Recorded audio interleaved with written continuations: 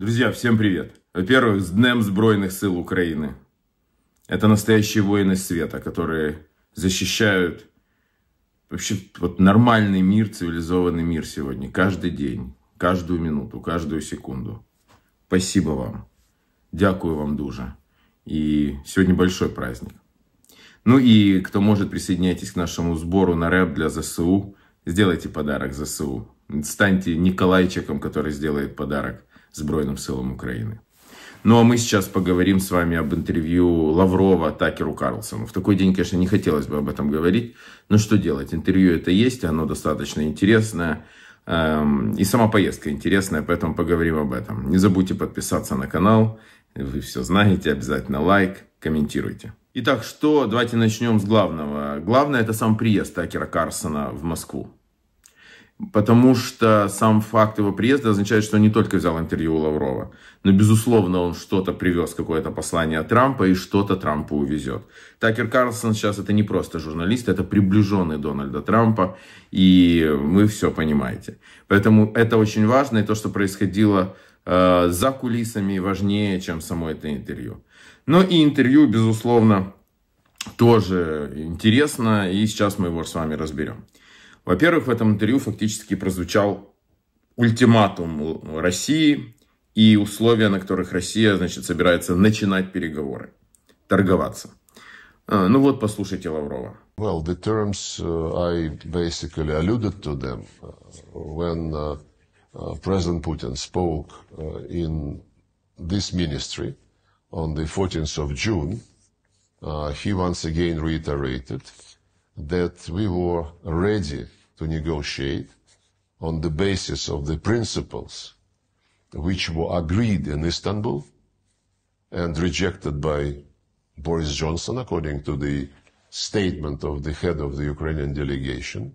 The key principle is no non-block status of Ukraine, and we would be ready to be part of the group of countries who would provide collective security guarantees to no Ukraine. NATO. No NATO, absolutely. No military bases. No military exercises on the Ukrainian soil with participation of foreign troops. And this is something which he reiterated. But of course, he said it was April 2022. Now some time has passed. And the realities on the ground would have to be taken into account and accepted.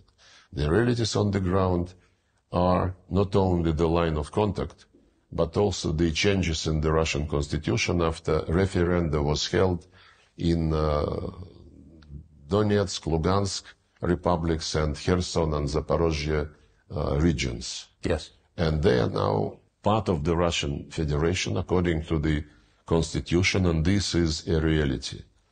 And of course, we cannot tolerate a deal which would keep the legislation, which I quoted, prohibiting Russian language, Russian media, Russian culture, Ukrainian Orthodox Church, because it is a violation of the obligations of Ukraine under the UN Charter. And somebody must be done about it. And the fact that the West, since this Russophobic legislative offensive started in 2017, since the West was totally silent, and it is silent until now, of course, we would have to pay attention to this in a very special. Итак, все, что захватили, оставить себе. Или, да, как понимать, про области, ну, там, где референдум типа они проводили. Ну, в общем, все, что захватили, не отдадим. Никакого НАТО, никаких баз, ничего. Меняйте свои законы. Ну, в общем, давайте назад в российскую орбиту. Там интересный момент, что вы обратили внимание, ничего не сказал о санкциях. И его Карлсон спросил про санкции. И тут он такой, ну да, санкции, может быть, многие бы хотели. В общем, послушайте его ответ. I would say, probably many people in Russia would like to make it a condition, but the more we live under sanctions, the more we understand that it is better to rely on yourself and to develop mechanisms, to develop platforms for cooperation with normal countries who are not unfriendly to you, and don't mix economic interest and policies, and especially politics. And we learned a lot after the sanctions started. Sanctions started under Obama. They continued in a very big way under first term of Trump. And these sanctions under the Biden administration are absolutely unprecedented. But what doesn't kill you makes you stronger, you know. Из этих двух ответов что какой можно сделать вывод? Путин считает, что санкции, мол, нужно снимать самому Западу, поэтому он очень хочет, чтобы были сняты санкции, но не хочет это выставлять как свое требование. Торговаться он хочет за другое, за земли, за влияние.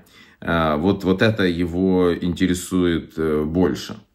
Ну и дальше, собственно говоря, ключевое прозвучало, да, то есть что они хотят оставить за собой, значит, то, что они смогли захватить, Украину, значит, ослабить, по возможности расколоть какими-то законами, которые он там придумывает, значит, опять кого-то защитить, какое-то угнетенное русскоязычное население, церковь московскую и прочее, прочее. Ну, в общем, все понятно. Главное, там никаких военных баз, чтобы, значит, и чтобы Украина не стала членом НАТО. Потому что, чтобы оставить Украину уязвимой для их следующего нападения. Вот, собственно говоря, российский ультиматум. И российское видение прекращения огня.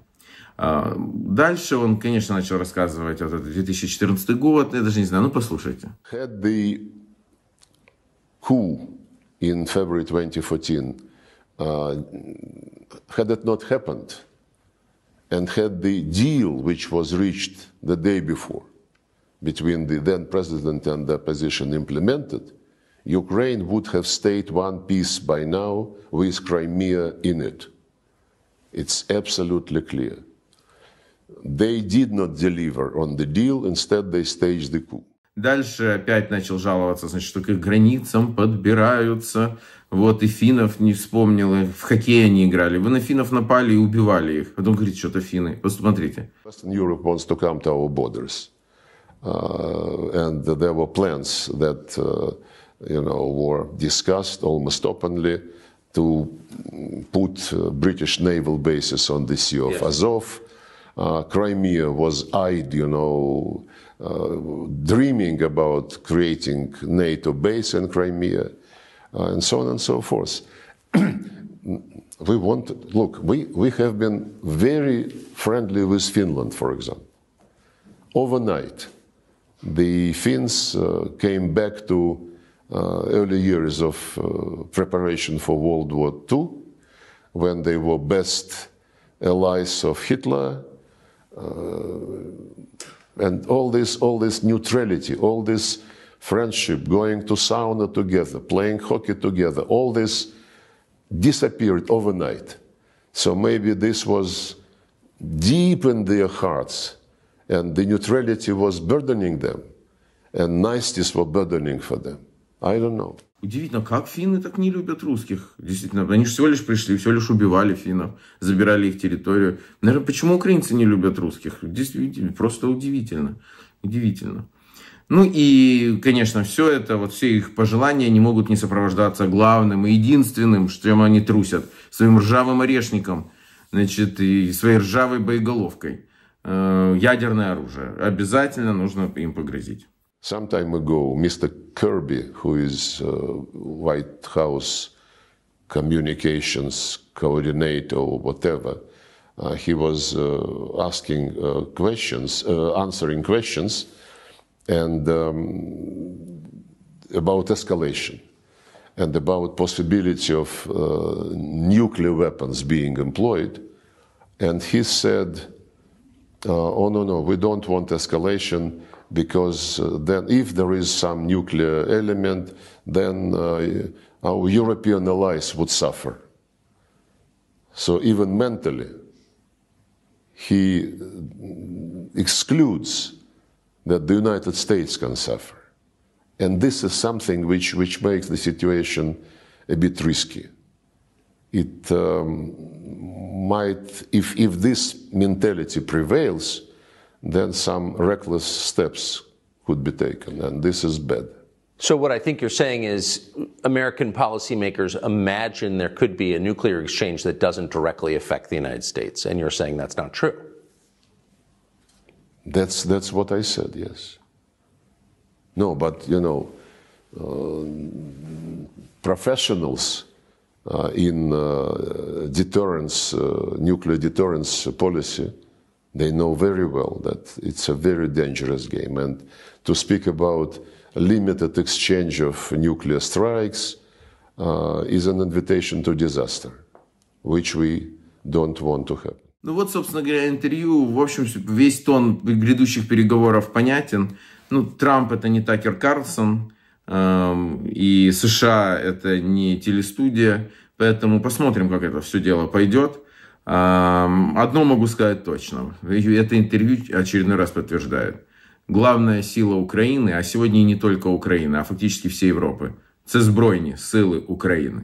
Слава Збройним силам України. Дякую за службу. Присоединяйтесь к нашему сбору и донатьте. Других вариантов у нас просто нет. Держим строй.